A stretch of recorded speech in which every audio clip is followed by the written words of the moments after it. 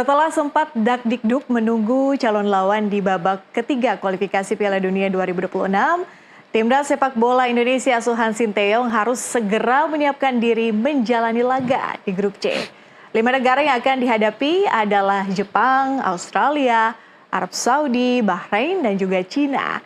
Nah, bagaimana peluang Timnas Garuda? Sanggupkah Indonesia berbicara banyak di grup C? Untuk membahasnya sudah hadir di studio dua analis sepak bola, ada Bung Anton Sanjoyo dan Bung Ma'ruf Al-Rumi, serta terhubung melalui saluran Zoom ada manajer Timnas Pak Sumarji. Selamat sore semuanya. Selamat sore. Terima kasih sudah hadir hari ini. Saya ingin menuju ke Pak Sumarji dulu deh ya, Bung ya. Pak Sumarji, Oke, kita lihat dulu. Nampaknya belum muncul. Tiba-tiba hilang. Oke deh. Oke deh. Saya langsung aja deh kalau gitu. Mungkin ke Bung Joy dulu deh. Nah, udah masuk nih di grup C. Saya ingin tahu dulu reaksi pertama waktu tahu Indonesia masuk di grup C tuh gimana tadi? Iya, karena kan drawingnya dari bawah tuh. Indonesia di drawing dulu, malah kita terakhir ya masuknya di grup C. Gitu. Kemudian dari semua pot ya, Indonesia kan pot 6, pot 5, pot 4, 3, 2, 1 gitu. Dan makin kesini tuh ternyata makin lawannya tuh makin ya, karena memang ini udah tim elit Asia ya. Cuma memang yang saya heran itu ini drawing ini seolah-olah Indonesia itu dikasih beban yang memang luar biasa. Oleh siapa nih? Besar, karena gini, di semua pot, tim yang dilawan Indonesia di semua pot, di pot 1 sampai 5 itu ranknya 1 semua. Jadi Jepang rank 1 di pot 1, lalu kemudian ada Arab Saudi. Yang tidak rank 1 hanya Bahrain. Dan hanya Bahrain juga lah yang belum pernah masuk ke putaran final Piala Dunia. Ya, kalau Indonesia bilang Indonesia kan udah pernah tahun berapa tuh 30 something gitu ya. Ya itu sih kan ya undangan ya. Bolehlah Indonesia merasa bahwa sudah pernah masuk, tapi dalam format yang dengan kualifikasi dan dalam bicara sepak bola modern yang sudah ada kualifikasi, Indonesia kan belum pernah gitu loh. Jadi memang semuanya adalah lawan-lawan yang menurut saya super berat. Jadi memang ada yang mengatakan ya ini bukan grup neraka, tapi memang grupnya berat. Tapi ya memang target Indonesia kan 3 atau 4 gitu loh. Nah kalau bisa merangsek ke posisi 3 atau 4 ya oke lah. Karena kalau posisi 3 atau 4 kan bisa langsung ke putaran keempat, masih ada kesempatan artinya gitu. Tapi memang kalau ditanya berat, nggak berat banget. Gitu. Kayak judul kita tuh, walau berat tetap gas. Tapi berarti reaksi pertama tuh adalah kaget ya? Atau gimana tuh? Saya sudah bukan menduga, tapi saya tidak menduga seberat ini. Ya mudah-mudahan Jepang lah, Arab Saudi lah, Australia lah, China lah, siapapun yang ketemu Indonesia di grup C tidak sehebat yang kita duga. Karena kalau kita lihat head to headnya misalnya lawan Jepang kita tuh pernah menang tahun 50-an gitu ya. Terakhir Indonesia juga kalah gitu. Lawan Australia tak pernah menang bahkan. Menang kemarin di U23. Nah, kita nggak bisa ukur lah itu karena kan itu kelompok umur. Lawan Korea Selatan juga Indonesia pernah menang di kelompok U23. Di kelompok 14 tahun bahkan Indonesia pernah ngalahin Jerman. Di 14 tahun saya waktu itu tuh bawa tim ke Gotia. Ngalahin Jerman 4-0, tapi nggak bisa ukur. Nah ini yang lain menurut saya Cina, Indonesia bisa curi dari Cina. Karena Cina itu maju di semua cabang olahraga Olimpik mereka maju, mereka bisa menyusul Amerika, mereka bisa menyusul negara-negara Eropa Barat kecuali satu, sepak bola. Karena faktor judi. Gitu. Orang Cina sendiri yang mengakui. Jadi semua olahraga semua maju kecuali. Tapi Cina pernah ke Piala Dunia kan? Dia kan pernah tahun 2002 ya kalau nggak salah. Gitu. Jadi memang lawan Indonesia ini bukan main-main dan mudah-mudahan itu jadi pemicu untuk Indonesia membuktikan bahwa bisalah nyuri-nyuri poin dari terutama pertandingan kandang karena supporter Indonesia kan terkenal euforianya yang luar biasa. Oke, ngomong-ngomong soal Cina, saya tanyakan dulu ke Pak Sumarji. Tadi waktu di pengumuman Pak Sumarji nampaknya ada gestur langsung berjabat tangan. Itu apa tuh? Apa sebetulnya yang dibicarakan tadi? Pak Sumarji, kami belum bisa dengar suara Bapak dari studio, Pak. Tadi ketika drawing berjalan, kebetulan saya bersebelahan Cina. Jadi China menyampaikan mengatakan, wah ini jangan-jangan kita satu grup gitu. Rupanya betul satu grup. Nah, makanya begitu benar-benar satu grup, ya sudah berjabat tangan. Jadi memang udah diperbincangkan sebelumnya ya? Iya, ya nanti kita ketemu saya bilang nanti ketemu di Jakarta, dia bilang ya nanti kita ketemu di China gitu. Hanya itu aja. Oke, nah kalau melihat komposisi dari grup C ini, kalau dari pandangan Pak Sumarji kira-kira bagaimana? Kalau menurut Bung Jo ini agak berat ya, bahkan mungkin bisa dibilang bukan agak lagi, tapi memang berat ya Bung Jo ya? Paling berat banget ya. Nah kalau Pak Sumarji gimana? Punya pandangan yang sama nggak? Ya, jadi begini, kita semua tentu sudah melaksanakan drawing dan hasilnya kita tahu di grup C ada pertama itu ada yang betul-betul kuat, ada Jepang, terus ada Australia, ada Arab Saudi. Tentu 3 negara ini kan benar-benar sangat kuat sekali. Dan kalau sekarang saatnya kalau bagi kami di tim tentu tidak akan berpikir lawan yang akan kita hadapi itu dengan ragu-ragu gitu, tidak. Siapapun lawan yang akan kita hadapi, ya sudah harus betul-betul kita hadapi dengan sebaik-baiknya. Caranya bagaimana ya, kita persiapkan tim itu dengan sebaik-baiknya. Kita tahu bahwa kalau sudah di grup seperti ini, ya mau tidak mau kita juga harus secara realitas melihat kualitas pemain dan juga melihat statistik kan, itu yang nomor satu. Nah kalau sudah demikian tentu kan kita udah tahu evaluasi kita selama ini, kita ini kurangnya di mana. Maka yang harus kita persiapkan adalah mempersiapkan dari masing-masing posisi itu kira-kira kurang lebihnya ada di mana. Tentu kalau memang kurang, kita semua sudah tahu posisi apa yang kurang, ya ini yang sekarang kita persiapkan. Betul-betul kita persiapkan. Jadi ya kembali lagi, kalau mau prestasinya baik, ya kita juga harus realistis melihat. Kalau tidak realistis melihat, ya pasti kita akan hanya cuma ikut-ikut begitu saja. Dan tadi Ketua Umum juga sudah menyampaikan sedikit kepada kita, dan juga tadi langsung kita juga kasih tahu Coach Shin bahwa kita di grup C. Lawan-lawan kita ini, Coach Shin tahu juga, ya sudah kalau memang itu ya kita harus hadapi, kita persiapkan itu dengan baik. Ya, yang pasti saat sekarang ini adalah dukungan dari semua pihak itu nomor satu. Dukungan semua pihak itu nomor satu. Kita tidak usah juga merasa kecil hati. Oh, nggak boleh kecil hati. Kita harus betul-betul optimis. Karena kan kalau kita optimis, tentu kan pasti ada semangat baru. Semangat dari mana? Dari semua hal. Bagaimana dari tadi di awal saya sampaikan, kita ini kan posisi yang kurang itu kan kelihatan. Ini serang kita kurang, ya kita cari gitu. Yang tepat siapa kira-kira, yang pas kira-kira siapa yang bisa mengangkat performa tim, kan gitu.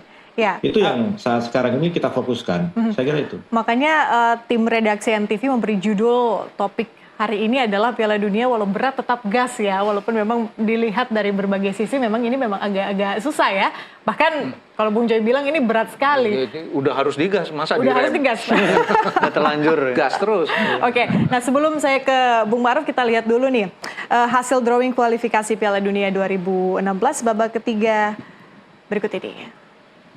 Nah ini ada grup A, grup B, grup C. Grup A tuh ada Iran, Qatar, Uzbekistan, Uni Emirat Arab, Kirgistan, dan Korea Utara. Grup B, Korea Selatan, Irak, Yordania, Oman, Palestina, dan Kuwait. Dan grup C ada Indonesia, Jepang, Australia, Arab Saudi, Bahrain, dan juga Cina. Bung Maruf, silahkan. Sesulit itukah? Sesulit itukah? Kita harus protes kenapa yang ngambil drawing itu tangannya panas sekali untuk Indonesia itu. Luar biasa. Saya setuju dengan Bung Joy bahwa memang ini kok drawingnya semuanya adalah topnya untuk sepak bola di Asia ya. Arab Saudi, mereka langganan Piala Dunia. Dan liga mereka juga baru berjalan luar biasa. Jepang juga mereka langganan pasca mereka menjadi tuan rumah Piala Dunia Korea Jepang. Mereka secara kontinu selalu tampil, bahkan mereka juga sudah beberapa kali lolos dari fase grup. Kemudian juga ketika kita bicara Australia juga sama, mereka punya tradisi bagus ketika di Piala Dunia.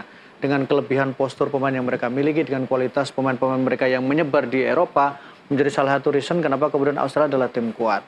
Sebenarnya ada dua tim yang harapannya mungkin kita meminjam istilahnya Bung Jae itu curi-curi lah gitu. Ada China mungkin masih agak kita ya masih Bisa berharap-harap lah, yaitu harap-harap cemas masih. Kemudian ketika menghadapi Bahrain, kita pernah beberapa kali bertemu, artinya kita tidak buta total untuk ketika menghadapi Bahrain. Tapi ya kita juga pernah punya pengalaman ketika dibantai oleh Bahrain juga di Piala Asia. Tapi saya juga sepakat dengan apa yang dikatakan oleh Pak Marji, bahwa dalam sepak bola itu kan kita sebelum pertandingan dimulai kita harus ada optimisme. Ada kalkulasi-kalkulasi yang tentu saja sudah dibuat oleh tim pelatih, tim manajemen, dan tentu federasi. Apa yang harus dilakukan untuk kemudian tim ini menjadi lebih kompetitif. Harapannya adalah persiapan waktu yang sekarang ada mungkin bisa dimaksimalkan. Satu, persiapan untuk melakukan pemetaan terhadap lawan. Ini adalah artinya bahwa melakukan apa kelebihan dan kekurangan lawan. Yang kedua kemudian adalah apa yang harus bisa dilakukan untuk bisa menambah skuadnya. Problem besar kita menurut saya adalah bagaimana skuad kita terlalu tipis untuk kemudian bersaing di level Asia. Ketika lapis pertama oke, kemudian penggantinya yang masih agak berat, itu merasa juga menjadi problem. Terlihat ketika menghadapi Irak, kita firm awalnya itu kan sudah membuat set bahwa kita akan bermain lebih terbuka di babak pertama. Tapi begitu pemain kita kehabisan energi di babak kedua, penggantinya tidak selevel ketika kemudian ada pergantian pemain. Nah, ini yang menurut saya menjadi salah satu cara yang harus juga dicari solusinya oleh pelatih, oleh federasi, atau tentu oleh manajemen, bagaimana supaya gapnya antara pemain pertama dengan pemain kedua tidak terlalu jauh. Dari jalur manapun itu bisa dilakukan, tapi tentu sesuai dengan ketentuan dan koridornya. Paling realistis untuk timnas Indonesia, kira-kira apa hasilnya? Paling realistis adalah kita berharap dan berdoa, itu realistis. Tapi kalau kita mau bicara soal peluang untuk tampil di Piala Dunia, kan masih ada jalur peringkat 3 terbaik. Jadi mungkin itu yang bisa kita incar ya, Bu. Minimal lah ya. Kalau mau agak sedikit paling berharap realistis besar, 4 lah ya kayaknya. 4 lah ya, oke lah, empat terbaik, kemudian kita nanti lewat playoff putaran 4, dan kemudian di situ kita berharap lagi untuk kemudian playoff ke putaran 5. Jadi ya tahapan-tahapan itu kita lalui, tapi dalam sepak bola bicaranya adalah step by step, pertandingan demi pertandingan, itu fokusnya, baru kemudian kita bicara target nextnya seperti apa. Yang jelas sekarang sudah di putaran ketiga, jadi memang gaspol, remblong nggak apa-apa, yang penting kita bisa lolos melaju ke hasil yang terbaik buat kita. Mau nggak mau ya, udah ada hasilnya, tahu kita akan melawan siapa, apa yang harus dipersiapkan. Kalau tadi kata Pak Sumarji, sudah tahulah kita kurangnya di mana, kemudian persiapan-persiapannya seperti apa. Kita akan bahas lebih lanjut, tapi kita harus jeda terlebih dahulu untuk azan maghrib. Pemirsa tetaplah bersama kami, NTV Prime Dialog akan kembali usai jeda.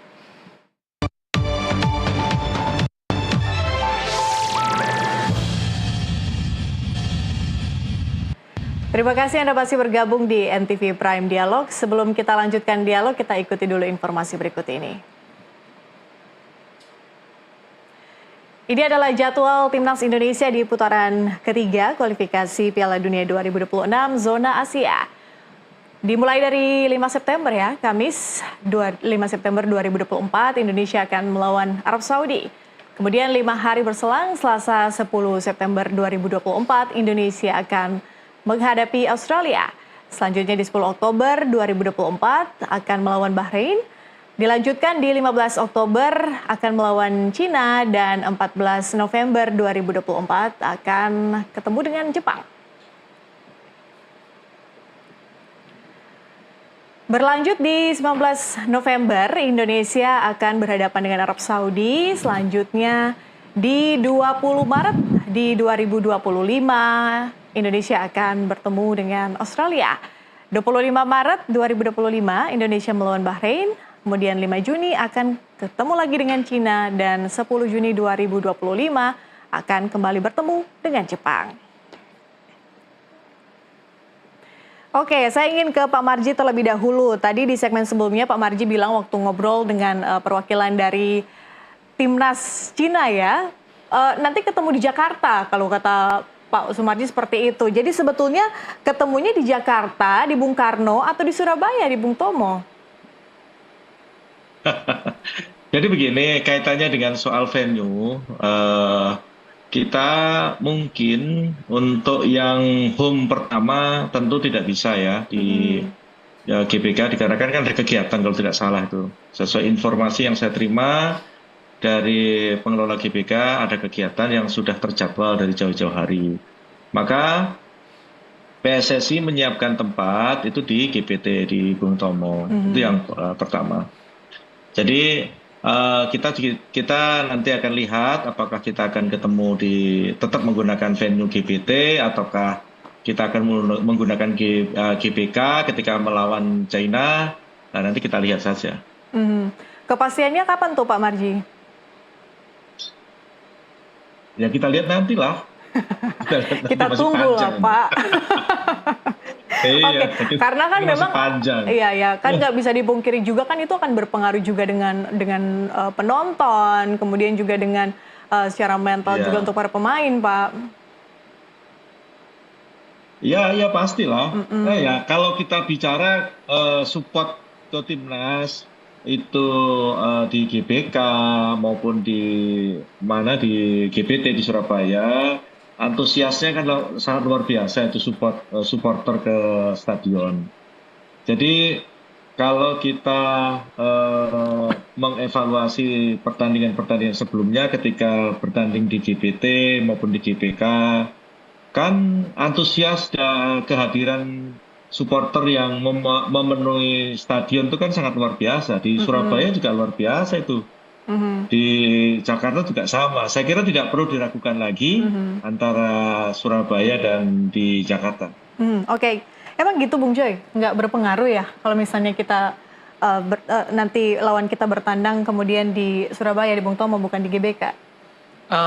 Ya hanya kapasitasnya aja ya. Tapi kalau menurut saya gemuruhnya sih mungkin sama ya. Gemuruhnya sama, antusiasmenya sama, dan memang itu Indonesia butuh banget tuh gemuruhnya penonton itu, karena bagaimanapun itu akan membuat semangat ya. Biasanya sih kalau udah levelnya pemain senior tim nasional itu udah nggak grogi lagi gitu. Jadi ketika kan kalau misalnya yang U17 atau U16 gitu gemuruh malah gemeteran gitu. Tapi kalau ini kan pemain-pemain yang udah sangat senior. Tapi saya ingin menyambung dulu. Memang ini masih beberapa bulan ke depan ya. Persoalannya adalah tim nasional kita ini yang kalau saya bicara tim nasional itu yang senior ya. Itu memang jarang sekali ketemu kan. Banyak sekali pemain yang berkiprah di Eropa. Bahkan pemain-pemain Indonesia yang utama pun yang bukan pemain yang naturalisasi atau diaspora itu juga banyak yang berkiprah di luar Indonesia. Persoalannya adalah tim ini sebetulnya backbone-nya sudah ada, bentuknya sudah ada. Problemnya selain yang dibilang Ma'ruf tadi, pelapis keduanya tidak selevel, juga mereka jarang sekali berkumpul untuk mematahkan chemistry-nya tuh kadang-kadang kalau udah lama nggak ketemu kan beda lagi gitu loh. Kemarin pun Sintayong kan mencoba ketika lawan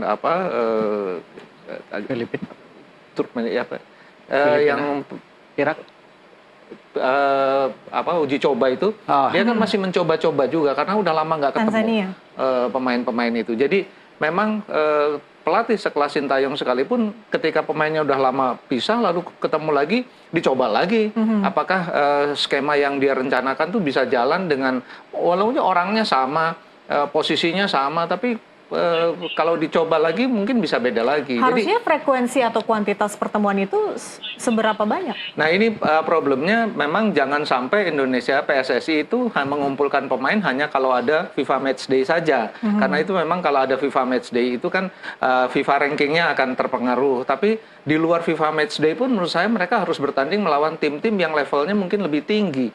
Ya supaya mereka punya kesempatan untuk bisa ketemu lawan-lawan, karena kan ini semua levelnya lebih tinggi semua dari Indonesia, udah pasti itu. Ya, Jepang lah, Arab Saudi lah, Australia, Bahrain, itu Cina sekalipun levelnya lebih tinggi gitu. Kalau nggak ketemu tim yang lebih tinggi, kapan punya kemampuan untuk beradaptasi melawan tim yang levelnya lebih berat? Australia kemarin seperti Ma'ruf bilang, kemarin di Piala Dunia hampir aja ngalahin Argentina kan, gitu loh. Jadi memang tim ini butuh kumpul lebih lama. Nah problemnya tim itu kumpul itu butuh biaya, tapi Pak Erick Thohir pasti punya biaya lah untuk itu. Dan butuh manajemen timnas yang menurut saya sangat rapi untuk itu. Lawannya siapa harus dihitung juga, lalu akomodasinya bagaimana, macam-macam itu rumit banget. Tapi harusnya sih bisa karena PSSI kan udah pengalaman. Nah itu menurut saya yang harus dimaksimalkan dalam beberapa bulan ke depan. Setuju nggak Bung Ma'ruf? Iya, butuh waktu karena kemudian kan ini adalah mengkombinasikan antara pemain yang mereka bermain sudah dengan taraf Eropa, kemudian pemain yang kemudian bermain di taraf kompetisi domestik. Itu kan harus kita akui. Pasti ada butuh kebersamaan, kemudian butuh chemistry. Kalau di level tim-tim profesional atau seperti timnas misalnya Prancis, Inggris kan mereka backbone-nya sama, mereka belajar sepak bolanya sama. Sementara kalau kita ini kan agak berbeda. Pemain-pemain yang menjadi backbone atau tulang punggung sekarang ini untuk timnas senior itu kan memang pemain yang mereka belajar sepak bola itu di Eropa. Mereka bermain perspektifnya Eropa dan mereka lebih banyak bermain dengan kumpul dengan orang-orang Eropa. Nah, ketika pemain Indonesia yang mereka dibesarkan kompetisi domestik kan mereka juga belajar adalah ala sepak bola di Indonesia. Jadi pasti butuh chemistry.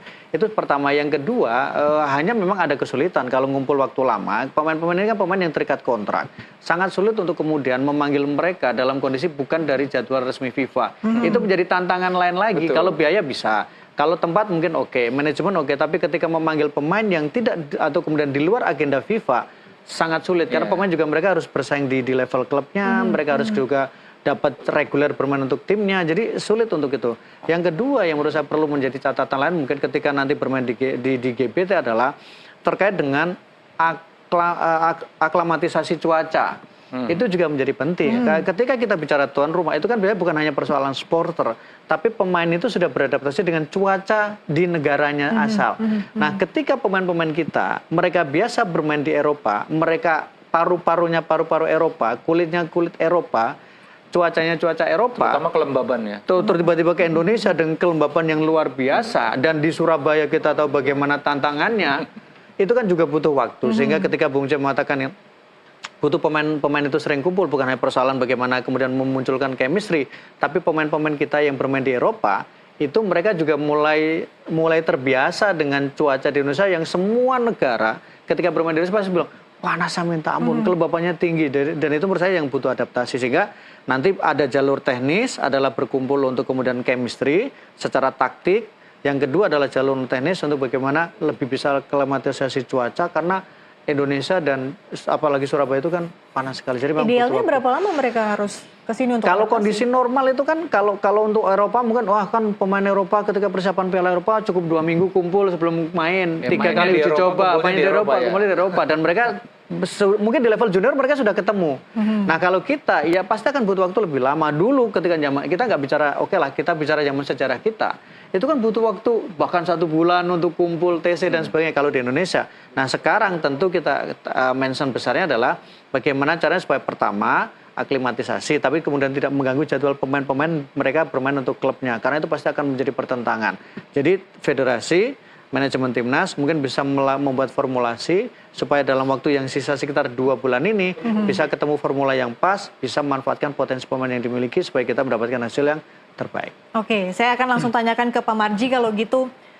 Pak Marji, oke, tadi 2 analis sepak bola di studio sudah berbicara soal manajemen pertemuan ya oleh pemain-pemain timnas. Sebetulnya manajemen dari timnas sebetulnya seperti apa, Pak?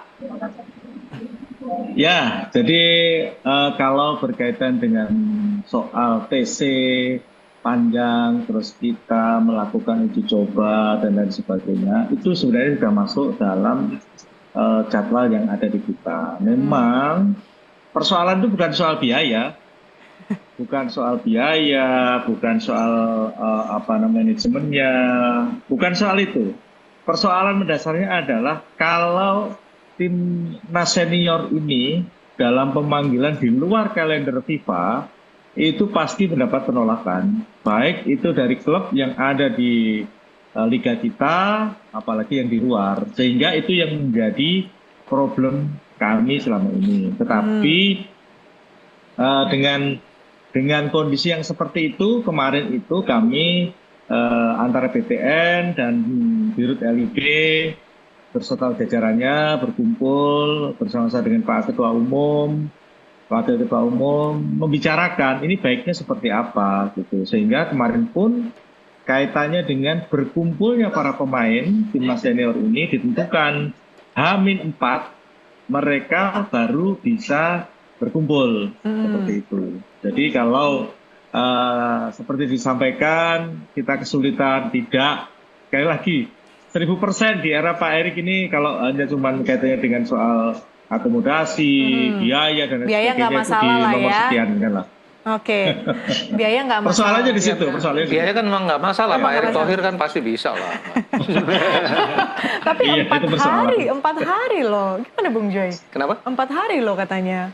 Ya itu yang memang ya 4 hari kalau hitungannya untuk tim nasional, katakanlah tim nasional elit gitu mungkin oke lah. Tapi memang struggle-nya pasti tinggi sekali kalau tim nasional Indonesia ya. Karena kan 4 hari itu kan pasti kalau katakanlah siapa yang main di Belanda atau main di Eropa kan pasti mereka kalau 4 hari kan dihitungnya nggak 4 hari, dia harus dihitungnya plus 3 lagi. Jadi dia H-7 udah harus berangkat untuk menghindari jet lag lah dan sebagainya supaya H-4 itu ketika mereka kumpul udah fit gitu loh. Nggak harus menyesuaikan diri lagi baru bisa ikut latihan 4 hari H-3 lumayan jauh loh gitu. dari idealnya katanya 2 minggu. Gitu.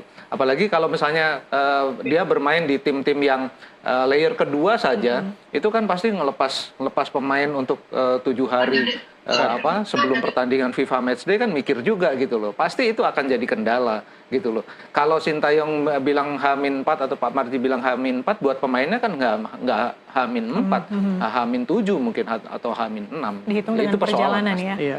TC di Eropa berarti ya. Pak Marji mungkin bisa TC di Eropa, Pak. Jadi pemain-pemain Eropa nggak perlu ke Indonesia, tapi pemain Indonesia yang beberapa pemain populernya bisa Yang dibawa ke sana, Pak. Diberangkatkan. Oke, saya kita dengar dulu juga- jawaban dari Pak juga Mardi. bagian, ya, itu juga bagian dari solusi ya. Iya. Itu juga bagian dari solusi. Ini kan kita diskusi apa yang begini kan juga kita bisa coba diskusikan.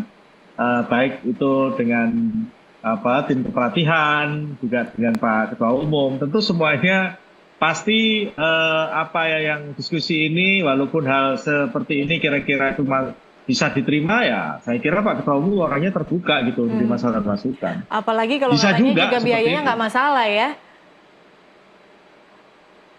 Ya, yang insya Allah kalau biaya sih insya Allah tidak ya. Karena kan selama ini Pak Ketua Umum itu benar-benar memang mengedepankan apa untuk kepentingan timnas, beliau memang all out lah. Tidak pernah juga beliau merasa keberatan dan sebagainya. Alhamdulillah selama ini kebetulan kan saya ada di BTN dan saya langsung ada di timnas, beliau juga benar-benar support. Saya salut lah sama beliau. Tapi sudah dalam considering dari timnas tidak sih soal yang tadi ya, masukan dari Bung Maruf soal memberangkatkan pemain malah ke Eropa untuk TC? Atau ini baru pertama kali nih begini. dipertimbangkan? Gini. Saya juga perlu sampaikan ini. Ini juga masukan yang sangat baik. Kembali lagi ini saya harus berbicara karena apa? Karena kaitannya dengan soal liga kita pun juga susah gitu loh, tidak mudah untuk bisa mengumpulkan. Gitu. Ya, special Agak susah, case lah ya, katanya. special case ya, Pak ya. Jadi Ya. perlu impress untuk supaya liganya. Bukankah ini juga PSSI juga sudah mengatur soal ini ya, jadwal liga ya?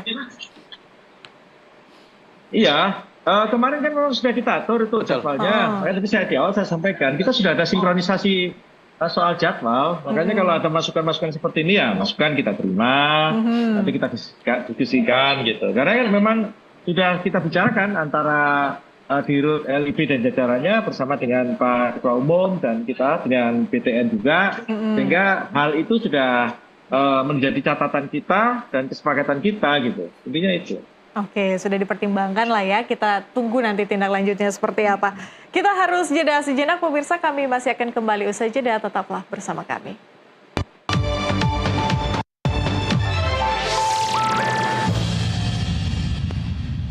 Terima kasih Anda masih bergabung bersama dengan kami. Pemirsa, di segmen kali ini kita akan lihat dulu peluang Indonesia berdasarkan head-to-head melalui grafis berikut ini.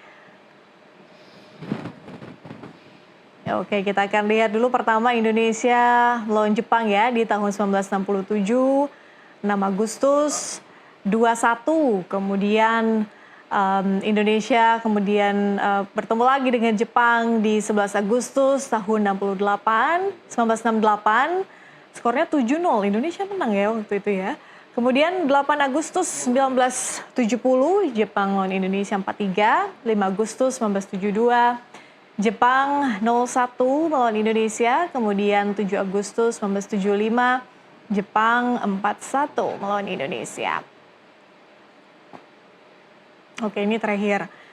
Di 24 Januari 2024 ya, Jepang bertemu dengan Indonesia, Jepang menang dengan skor 3-1. Oke, kita bahas dulu head to head Indonesia dengan Jepang. Bung Joy, ada komentar kalau melihat dari history? Jepang itu rankingnya di Asia paling tinggi sekarang. Dan lucunya head to head Indonesia melawan Jepang itu paling impresif. 16 kali main, 5 kali menang, 2 kali draw, 9 kali kalah. Kalau dibanding dengan Australia, Arab Saudi, Bahrain paling impresif. Tapi itu sebelum tahun 80-an, udah tahun 50-an. Sebelum mereka punya J-League, sebelum mereka punya industri sepak bola yang luar biasa, sebelum mereka punya pemain-pemain yang diimpor ke Eropa. Dan kalau kita bicara 5 pertandingan terakhir ya, artinya memang statistik head to head ini tidak terlalu relevan. Ya, lawan Arab Saudi misalnya, Indonesia nggak pernah menang dalam 12 pertandingan. 1 kali draw, 11 kali kalah. Tapi dibandingkan dengan Jepang kan nggak lebih impresif juga gitu loh. Arab Saudi sekarang punya kompetisi yang menurut saya salah satu yang terbaik di Asia. Setelah ada Cristiano Ronaldo, pemain-pemain Firmino ada di sana.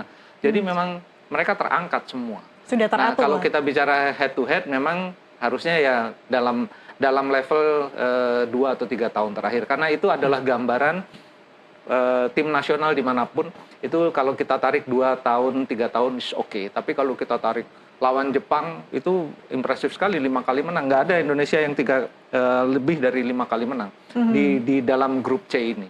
Jadi kalau lawan Jepang menurut saya ya memang agak berat ya. Orang bilang oh bisa nggak ya nyuri angka di pertandingan kandang gitu ya. Ya lawannya kelas elit dunia gitu loh. Pokoknya kalau dari pot 1 itu mau Iran kayak mau Korea Selatan kayak mau Jepang ya sama aja gitu loh. Jadi paling yang bisa berharap tuh kita di pot 3 atau pot 4 gitu ya, atau pot 5 gitu. Tapi kalau pot 1 2 berat lah. Jadi levelnya agak berat atau berat banget? Berat banget kalau menurut saya sih, tapi dengan semua kemajuan yang sudah didapat barangkali bisa sih memang nyuri-nyuri. Lawan Bahrain misalnya Indonesia kan ditekuk 10-0 itu udah berapa tahun yang lalu ya, Ma'ruf udah nggak relevan juga gitu. Nah, jadi lawan Bahrain mungkin bisa mencuri. Lawan Cina kalau main dimanapun di GBK atau di Bung Tomo bisa mencuri poin, bahkan bisa menang lah. Karena Cina ini menurut saya tidak sebaik Cina yang kita lihat pada tahun 2002 misalnya. Jadi mereka pun sebetulnya stagnan. Nah, Indonesia yang maju gitu loh. Jadi meskipun mereka peringkatnya juga di atas Indonesia, tapi menurut saya level mereka ya samalah dengan Indonesia. Jadi mungkin Cina dan Bahrain Indonesia bisa curi-curi angka. Bung Ma'ruf.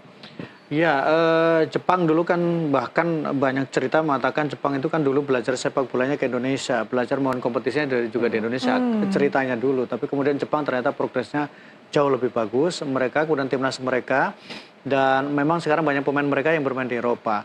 Kita juga harus melihat bahwa pertemuan itu dalam status apa. Kalau sekarang pertemuannya adalah status kualifikasi Piala Dunia yang menentukan nasib mereka lolos atau tidak ke Piala Dunia, at least mereka pasti akan mewajibkan seluruh pemain terbaik mereka untuk datang. Nggak bisa enggak, tapi kalau kemudian hanya level uji coba, ya tentu bisa on off, bisa dipilih-pilih mana yang bisa, mana yang. Tapi kalau sudah turnamen seperti ini, pasti akan menurunkan komposisi terbaik. Jadi saya pikir memang tidak terlalu relevan bahwa head to head itu bisa menjadi referensi. Faktanya adalah bahwa Jepang langganan Piala Dunia, Jepang itu adalah tim dengan peringkat terbaik di Asia, salah satu peringkat terbaik di Asia, dan Jepang punya materi pemain yang bermain di Eropa. Indonesia punya materi pemain yang di Eropa, iya, tapi kan kemudian kita harus juga lihat pada levelnya di mana, layernya di mana, itu juga harus menjadi referensi. Ada isu kalau kita kekurangan striker, setuju?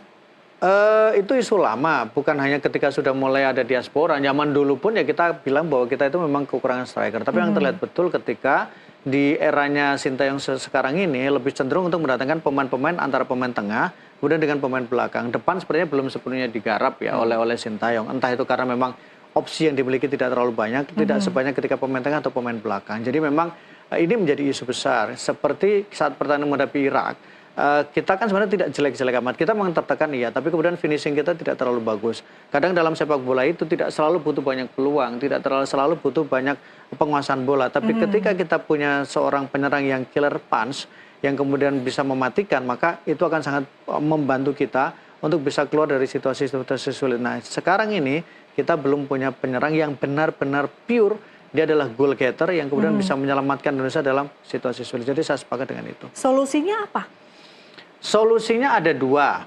Pertama tentu harus melihat lagi ke daftar pemain-pemain yang bermain di kompetisi domestik untuk Indonesia. Apakah Indonesia punya stok-stok pemain yang kemudian berada di Indonesia, Liga Indonesia?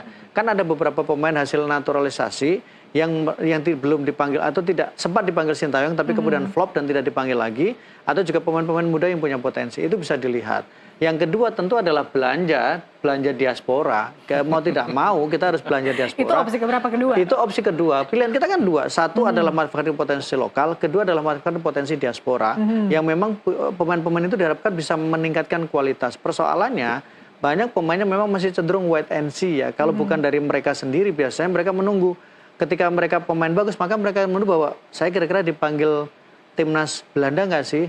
Saya dipanggil untuk timnas misalnya Jerman nggak sih? Kan mereka pasti punya kalkulasi-kalkulasi itu sehingga tidak terlalu mudah. Berbeda misalnya dengan pemain-pemain yang mereka dari awal menyatakan saya ingin membela timnas, jadi mereka pasti sudah membuat perhitungan bahwa saya membela timnas Indonesia. Itu akan memudahkan dalam sisi proses untuk menaturalisasi atau kemudian mendatangkan pemain yang punya darah Indonesia. Lagi kalau ada masalah dengan statuta kan kayak Martin Betul, Paes Martin itu yang Paes sekarang kan ya. pernah membela Belanda ya. Ya, Jadi pada usia yang sudah lewat 21. Jadi mereka sekarang menggugat gitu loh. Menggugat nggak bisa kamu FIFA ini sebetulnya aturannya FIFA, statutanya FIFA. Nggak bisa memperkuat negara lain karena kamu pernah memperkuat satu negara pada turnamen resmi di bawah bendera FIFA pada umur yang sudah lewat dari 21. Nah sekarang kan lagi ke pengadilan ya. Betul, baru biayanya mahal sekali gitu. Betul. Kecil kemungkinan belum untuk tentu kita menang di juga pengadilan. Nah, itu di dia pengadilan itu. pertanyaannya. Ya kita berharap yang terbaik lah ya, karena pasti akan diusahakan karena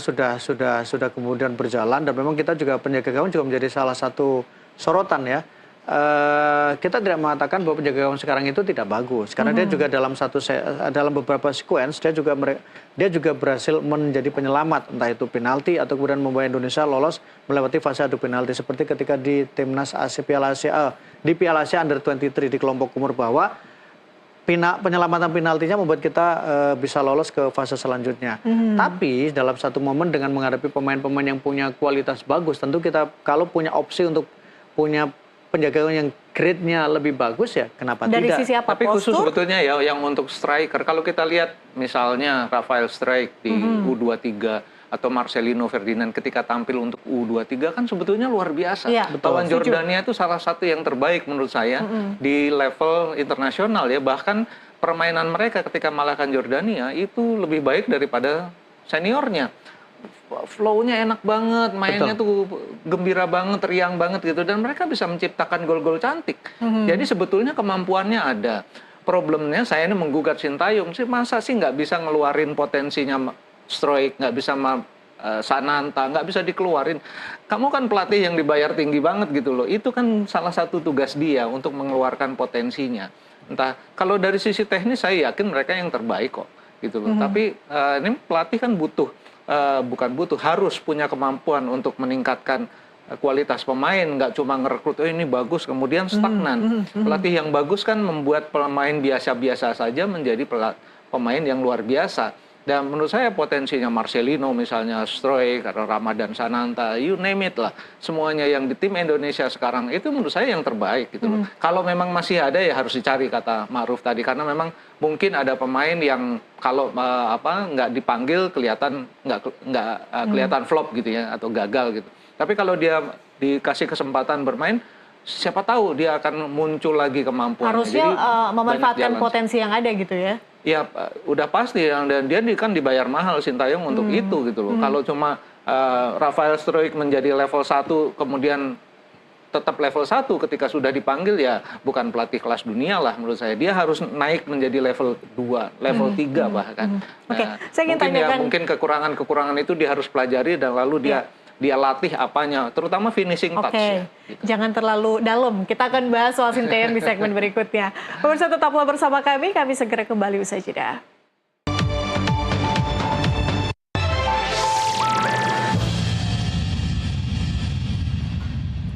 Pemirsa, kita lanjutkan dialog. Tadi sebetulnya di segmen berikutnya Bung Joy sudah berbicara ya soal kemudian kehadiran dari Sinteyong harusnya seperti apa nanti pada saat kita harus bertanding dengan beberapa negara nanti di kualifikasi Piala Dunia. Nah, pertanyaannya begini, kan ada isu yang beberapa waktu belakangan ya, kemudian timbul di netizen lah ya, adalah soal Korea Selatan mau Sinteyong lagi, kemudian gajinya yang tinggi gitu. Kalau misalnya kita berandai-andai, seandainya memang Sinteyong tidak lagi bersama dengan kita di timnas, peluang kita untuk menuju ke Piala Dunia seperti apa? Dia tambah berat, udah pasti. Jadi Karena memang kan kehadiran Sinteyong itu akan sangat membantu. satu, yang pertama kan ini tim sudah dibangun Sintayong kan sudah bertahun-tahun. Dia sudah coret-coret, membuat skema, melakukan penyesuaian, adaptasi dari kemampuan pemain di dalam skemanya seperti apa. Walaupun yang baru dia sudah tahu, karena kan dia sendiri ikut cari pemain ke naturalisasi, dia keliling Eropa juga gitu loh. Itu di satu sisi saya nggak terlalu setuju dengan hal itu, karena kalau saya lihat dalam framing besarnya PSSI, ya oke sih, naturalisasi itu oke-oke saja sepanjang natural. Yang pertama, yang kedua, sepanjang juga bahwa PSSI melakukan investasi di luar naturalisasi untuk menaikkan kualitas kompetisi domestik. Kan itu sebetulnya yang dibutuhkan gitu loh. Tapi kalau misalnya bukan Sintayong ya udah pasti lebih berat. Karena harus ada penyesuaian lagi, mungkin dia harus melakukan lagi riset terhadap pemain yang ada. Kan nggak bisa lagi ngeborong pemain atau mengambil pemain dari manapun ya, mau naturalisasi kayak, mau dari Liga Indonesia kayak, mau dari manapun. Ini harus adaptasi lagi. Jadi kalau pertanyaannya kalau bukan Sintayong gimana ya lebih berat lagi gitu. Sintayong aja udah berat, sekarang apalagi kalau bukan Sintayong, karena pemain juga harus menyesuaikan lagi dengan taktik. Nggak mungkin lah copy paste dari Sintayong gitu loh. Satu, filosofinya pasti beda, ada soal pride dan macam-macam. Jadi kalau bukan Sintayong udah pasti lebih berat. Ini Sintayong aja yang menghadapi kelas elit Eropa, Asia berat, apalagi bukan Sintayong. Bukan soal kemampuannya, tapi adaptasinya yang hanya berapa bulan. September ya mulainya ya Maruf. Kan tinggal berapa bulan. Nggak punya waktu lagi ya kalau udah nggak ada harus waktu berganti lagi. Jadi kalau mau at all cost harus Sintayong lagi gitu loh. Tapi ya dengan semua resikonya, bayarannya mungkin jauh lebih berat. Lalu kemudian bagaimana Sintayong kalau betul diinginkan oleh timnas Korea Selatan, dia juga pasti pride-nya beda dong. Gitu loh. Dia pasti akan lebih memilih negaranya, apalagi bukan kelompok umur kan, yang senior dia ditawarin gitu. Jadi memang ini persoalan Jurgen Klopp aja pergi karena sebetulnya dia ingin melatih timnas Jerman kan, gitu loh. Pergi dari Liverpool kan, itu menurut saya pandangan yang sah-sah aja dari pelatih. Bung Maruf punya pandangan yang sama? Tapi saya masih melihatnya ini kok, mungkin itu lebih ke bluffing ketika isu bahwa Sintayong kemudian dilirik oleh Korea ya, karena kan setelah rame di Wikipedia kemudian tiba-tiba udah tidak ada. Jadi itu apapun lah itu kan ada. Kita sering lah mendapatkan sebagai jurnalis, kita sering mendapatkan isu-isu seperti itu ya, entah itu April Mop, entah itu tindakan dari beberapa orang yang iseng kemudian sudah dikutip media, ya sudah selesai karena waktu itu kan harus berganti. Tapi bahwa memang Sintayong kemudian meminta dalam tanda kutip kompensasi yang lebih tinggi, iya menurut saya wajar sebagai seorang pelatih profesional. Dia sudah mengukur apa yang sudah dilakukan untuk timnas Indonesia. Ketika dia kemudian membuat timnas tiga tim untuk tampil di level Piala Asia, itu kan sudah pencapaian yang bagus atau kemudian yang luar biasa. Bergaining power yang menjadi tinggi. Pertama buat timnas senior untuk di Piala Asia. Belum lagi dukungan netizen. Terus kemudian kelompok umur under 23 juga bermain di Piala Asia, bahkan hampir satu langkah lagi itu melangkah ke Olimpiade. Kemudian juga di kelompok umur 19 juga di Piala Asia. Jadi ini dia sudah beriannya sudah cukup tinggi, dan menurut saya itu juga memang karena faktor ketika awalannya negosiasinya itu tidak dari awal, karena kan selalu dibilang bahwa ketika PSSI bilang bahwa nanti tunggu hasil. Nah, ketika hasilnya sudah keluar, sebagai pelatih pasti dia merasa bahwa saya sudah memberikan apa yang diinginkan kok, saya sudah melebihi apa yang diharapkan kok. Ketika Piala Asia, targetnya kan tampil bagus, kemudian lolos dari fase grup kan sudah tercapai. Kemudian untuk di Piala Asia U23, targetnya kan juga bagaimana bisa di peringkat 4 besar. Kan juga ternyata juga sempat punya peluang walaupun nggak lolos, tapi kan targetnya 4 besar, bahkan awalnya hanya 8 besar, tapi udah sampai ke 4 besar. Itu kan sudah tercapai. Jadi wajar ketika seorang pelatih profesional melakukan bergaining, dan pastinya negara tetangga seperti Vietnam yang sekarang juga mau membangun sepak bolanya Thailand yang biasanya pelatihnya kita ambil ya coach ya. Dulu kan pelatih Thailand sering, misalnya Peter White kan juga pernah kita ambil. Ya pasti melirik Sintayong pertama. Sintayong sudah tahu karakter sepak bola Asia Tenggara. Sintayong punya reputasi bagus ketika bersama dengan timnas Indonesia. At least itu bergaining. Dan itu menurut saya wajar ketika meminta sesuatu yang lebih. Disinilah mungkin nanti tinggal dicari yang pas jalan tengahnya. Karena betul sulit kalau kemudian dalam periodenya 2 bulan kemudian ganti pelatih itu pasti akan sangat beresiko. Yang kedua, pemain-pemain ini kan memang pemain yang dipilih oleh Sintayong. Artinya dia adalah pemain yang kemudian firm dengan gaya Sintayong. Jadi pasti ini ketika ada pergantian pelatih ya akan mengubah lagi. Belum tentu pelatih yang menggantikan itu kemudian gayanya sama dengan Sintayong. Jadi kan menjadi Siapapun lebih pelatihnya. siapapun karena pelatih itu kan punya karakteristik masing-masing, punya ego masing-masing, punya gaya masing-masing. Bahkan asisten pelatihnya pun tidak bisa copy paste terhadap pelatih kepala. Jadi ya sekarang pilihannya ya wajar kalau Sintayong meminta bahwa dia mungkin agak minta kenaikan. Tapi jangan lupa menurut saya bahwa ketika Sintayong pindah, belum tentu, ini bukan berarti kemudian menganggap bahwa apa yang lain, tapi belum tentu kemudian kecintaan pendukung timnas yang diberikan oleh pendukung timnas Indonesia itu sebesar yang diberikan oleh pendukung dari timnas Indonesia kepada Sintayong. Dia boleh pindah ke Vietnam, tapi kecintaan itu mungkin tidak akan sebesar kecintaan timnas Indonesia. Dia boleh pindah ke Thailand, tapi dukungan kemudian bagaimana warganet tidak mungkin seheboh pendukung timnas Indonesia. Udah jadi belum netizen tentu, darling. Belum tentu juga dia akan menjadi bintang iklan kalau di luar Indonesia. Satu-satunya kekurangan Sintayong di luar banyak ada satu, itu dia harusnya bisa berbahasa Inggris lah. Artinya dia kalau melakukan direct comment, waktu saya bingung waktu dia marah-marah di entah di Piala Asia atau dimanapun dia marah-marah tuh dia pakai bahasa apa, karena pemainnya juga nggak ngerti. Kalau pemain dia ngoceh bahasa Korea, kalau dia ngocehnya bahasa Inggris, marah-marah dalam bahasa Inggris, sebagian besar pemain kan sekarang berbahasa Inggris gitu loh. Jadi menurut saya itu kan bahasa internasional juga. Tapi ngoceh pakai bahasa Korea aja, pemain udah relasinya udah segitu dekat dengan Kalau saya STY. justru berharap STY belajar bahasa Indonesia. Tadi Dimanapun udah kita lihat. Enggak lah bahasa Inggris. Itu baru cuma beberapa. Karena gini, ketika membawa nation itu kan berarti dia merepresentasikan sebagai nationnya. Banyak teman-teman wartawan itu kan cerita ketika ketika liputan Piala Dunia lah Bung atau Piala Eropa, ketika wawancara dengan pemain pemain misalnya dia TC untuk misalnya Prancis, dia jarang mau pakai bahasa Inggris sekalipun karena mereka minta untuk pakai bahasa lokal mereka. Kenapa? Karena itu bagian dari ketika membuat timnas, itu kan tim nasional negaranya, nation yang dibawa. Jadi harapannya ya Sintayong ya. Iya, tapi Sintayong juga udah sebutkan kan bahwa dia akan belajar bahasa Indonesia kan. Iya, cuman kalau ada guyonan nanti translatornya gimana? Tapi kalau dia belajar bahasa Indonesia, Ma'ruf, kalau dia ngomel-ngomel bahasa Indonesia, Sandy Walsh nggak ngerti. Nggak ngerti kan? Kan Bagon nggak ngerti Ya misalnya. memang harus ada jalan tengahnya ya, mau nggak mau harus bisa bahasa Inggris paling tidak dan juga sedikit-sedikit lah bahasa paling Indonesia. tidak dual language lah, karena kan Oke. dia pelatih internasional gitu loh. Harusnya kalau dia bisa berbahasa Inggris, syukur-syukur bisa bahasa Indonesia lebih bagus lagi. Tapi kalau dia paling tidak berbahasa Inggris itu dia bisa melakukan direct comment.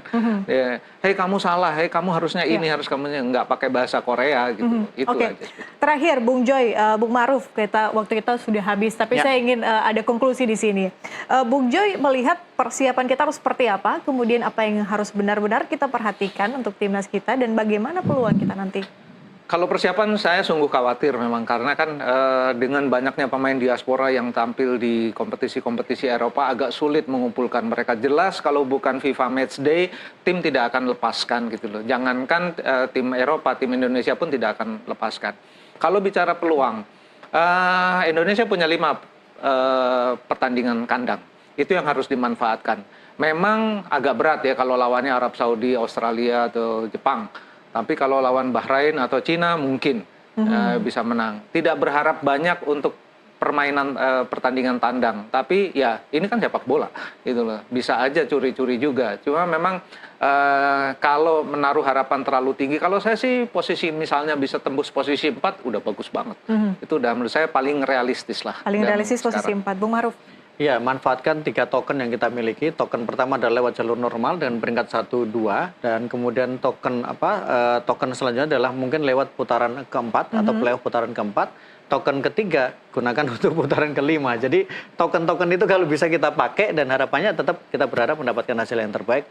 bagaimanapun langkah yang dilakukan, kita harus berikan dukungan pada timnas Indonesia. Bukan pada individu pelatih, tapi pada keseluruhan timnas Indonesia karena mereka membawa nama Indonesia dan kita berharap Garuda terbang tinggi. Oke, kita tunggu nanti September seperti apa performance mereka. Bung Maruf, terima kasih banyak sudah hadir di studio. Bung Joy, terima kasih sudah hadir. Tadi juga ada Pak Sumarji, manajer timnas, tapi nampaknya harus meninggalkan kita terlebih dahulu ya. Terima kasih sekali lagi, kita bertemu lagi di lain kesempatan. Dan pemirsa, kami masih akan kembali dengan sejumlah informasi penting dan juga menarik lainnya. Tetaplah di NTV Prime.